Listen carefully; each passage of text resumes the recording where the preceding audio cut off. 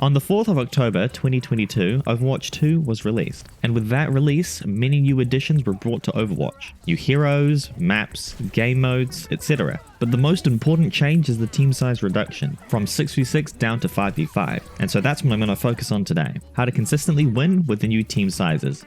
So, first things first, my name is Ceramic Bowl. I'm a current top OCE contenders player, and this is my YouTube channel where I do in-depth informational guides for players at any skill level. If you like this video, don't forget to give it a like and make sure to leave a comment with what sort of guide you might like next. For this video, I will be separating everything into 6 distinct chapters. Feel free to jump around the video to whatever discipline you want to learn the most. So, without further ado, let's get started. Playing Overwatch 2 without a second tank is going to require you to change your positioning up. You might be under the assumption that you should play slower and safer because you have one less tank to protect you. But the funny reality is that the enemy team is also missing one tank, so you should be playing as aggressive as possible in order to make fight-winning plays. Here's an example. The enemy Pharah gets nanoed and damage boosted, which is a big problem because she effectively becomes a raid boss. I know that in order to win this teamfight, I must play aggressively against the Pharah and draw her fire away from my less mobile teammates. And once her nano runs out, I make sure to counterattack by using my ultimate and getting into the middle of the battle and killing as many people as I can. Were I to position safe during this fight, we would have lost because I wouldn't have been able to perform my duties as a DPS. Often you must take the riskier play because it's the only way to win the fight. Sitting behind cover really far back means that you won't die, but it also means you won't kill anyone. This is something that might take a while to change because positioning is a very subconscious action, which leads people to fall into bad positioning habits without realizing. This is why I recommend something known as active positioning. When you're practicing, it's important to actively position yourself. This means that positioning should be at the forefront of your brain. You should stop thinking about which enemy to shoot or what ult you're going to use and instead focus your energy into thinking, I should stand here to get a better angle, or I should move here to stay out of Winston's jump range. Active positioning like this will help you ameliorate your subconscious positioning, replacing your bad habits with good ones, and allowing your brain to stay focused on more important tasks. The term ebb flow was originally used to describe tidal patterns, with ebb being the outgoing phase from high tide to low, and flow being the incoming phase from low tide to high. Over the years, it's been adapted and used figuratively in many types of games to describe the flow of many encounters. For Overwatch specifically, ebb and flow is a form of intentional synchronicity with the enemy team.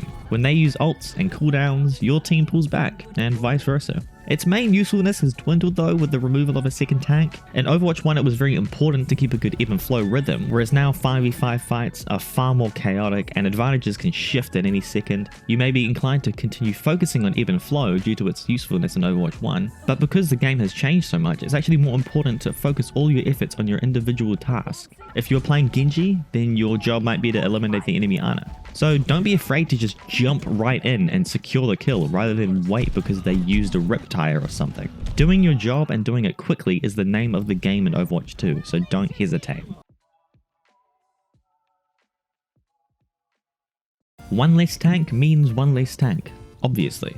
But that means you can now focus far more time into shooting the other tank. There's no reason to go for the low health, squishy heroes when you can kill the most influential hero on the enemy team. Getting rid of an enemy support is far less valuable than killing their tank now, especially because focusing the enemy squishies draws pressure off the enemy tank, which allows them to steamroll the rest of your team. Overwatch 1 was all about targeting the support so they can't keep the other 4 players alive. But in Overwatch 2, a single support can pretty easily keep the other 3 players alive, so unless you can manage to get both the supports in a single attack, then it's far more efficient to focus the most dangerous player on the enemy team, the tank. This does have a little bit of variability though. If the enemy DPS player is a god gamer but their tank is off playing with the butterflies, then I would suggest focusing that DPS. It's not just about blindly focusing the tank, it's about killing the most important player on their team, which 9 out of 10 times is going to be their tank. And this goes for healing as well. Your tank is the most valuable player, so make sure to keep them alive for as long as possible. You might have a flanking Genji who needs healing or an Ashe who's critical, but by god you better make sure your tank is topped up first. Despite what many other players have said, high ground has relatively little impact on whether you win a fight or not. If you personally feel more comfortable hitting your shots in the low ground, then make sure to use it. There's no point holding the high ground as Hanzo if you can't hit your shots from up there. And if you're playing a less mobile tank like Winston or D.Va, then I also recommend holding the low ground because spending precious time mid-fight to reposition will likely cost you and your team. High ground is not all useless though. Having a physical height difference between you and the enemy will instill feelings of inferiority and submissive behavior upon your opponents. This is because humans are social creatures with complex social hierarchies. Having the figurative upper hand over someone sends signals through the hippocampus which causes submissive behavior. It's such an ingrained evolutionary trait that we share with many creatures, especially lobsters, but that's for another day. Sometimes winning games is not just about having the better players, it's about having the more emotionally controlled players. We can abuse this with some tactical shit talking. Getting into the enemy's heads is just as important to winning games as opening picks. If you are having any struggles thinking of insults, then I've got a few templates for you here. Enemy player's username, more like shmenemy shmlayer's shmusername, or you look like a/an noun with a/an adjective noun that/which verb noun loser. An example of this might be, you look like a human with a good computer that plays Overwatch. Loser. Make sure to change up the words a little bit. I often find myself with a dictionary on my other monitor to help with the on-the-fly insults. But be careful who you insult though. You never know who will be on your team next game.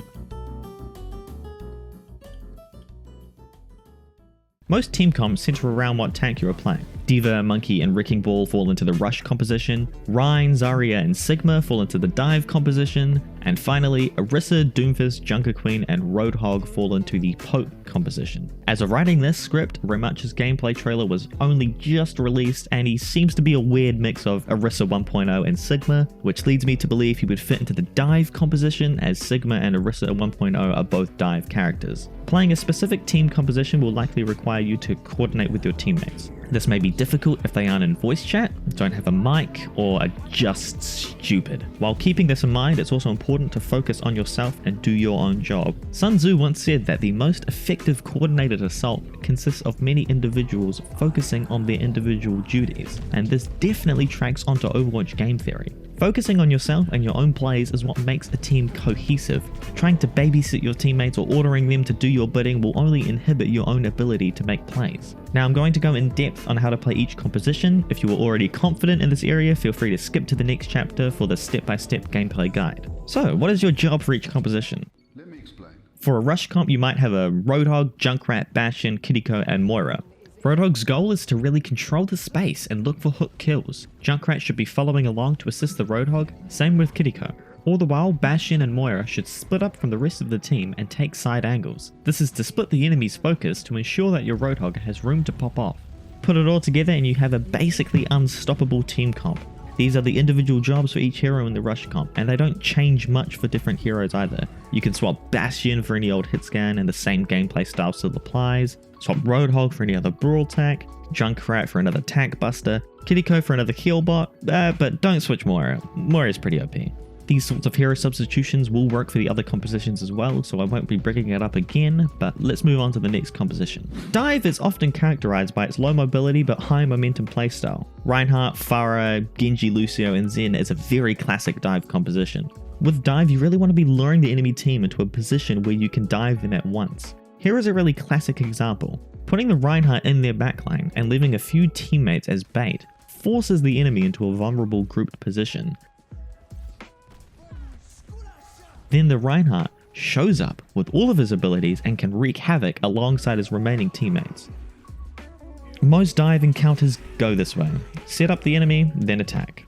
Poke is the last of the three main team compositions. A common Poke team composition will be Winston, Reaper, Sojin, Baptiste, and Ana. The main objective with Poke is to control space by applying pressure at long distances. Here we can see from our own perspective as Winston.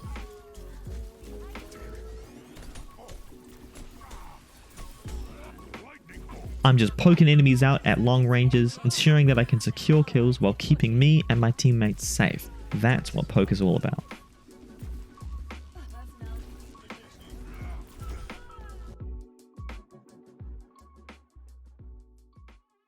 First things first, check out the sweet Moira mecha that they have going on. I think that's pretty sweet. Let's take a look at the team compositions and make sure you're focused on the red team. My first thought as Winston is to hold the space and wait for an opportunity to make a play. But as soon as the D.Va boosts into our backline, I know it's time to converge on her. Remember, make sure to focus the tank. She dies very easily, which opens up room for our team to walk forward. This also gives our DPS a great advantage, and our Hanzo is sure to use it.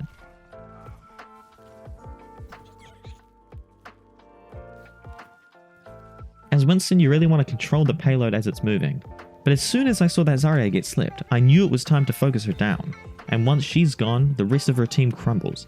I cannot stress this point enough, as it is very important.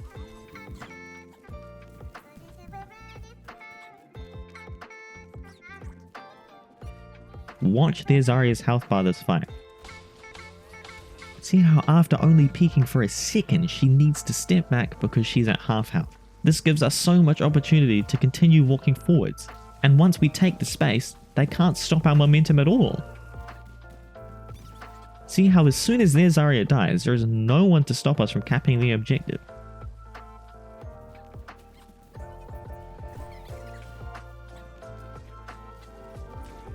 You always want to make sure that you're splitting up and focusing down the enemies one at a time, and ensuring to secure eliminations after you have the advantage. They do commit ults there, and we lose the fight, but in the next fight, watch how we play it. As soon as I'm nanoed, I use that opportunity to focus down their Zarya and force their team backwards. They decide to use Transcendence and Graviton to delay and try to stop us. But it is a feeble move because I just counterattack with my Primal Rage and secure the kill against Zarya with the help of Genji. Now watch me go back to the payload in order to secure its protection at the start of this upcoming fight. This is important because it stops the enemies from splitting our team up and taking us out. Also notice how, because the enemy team doesn't focus me, I'm able to win the tank duel every time. If the enemy had put more pressure on me, then it would have been harder to win the fights. In the end, this was a very easy match because I just followed the principles that I have taught throughout this video.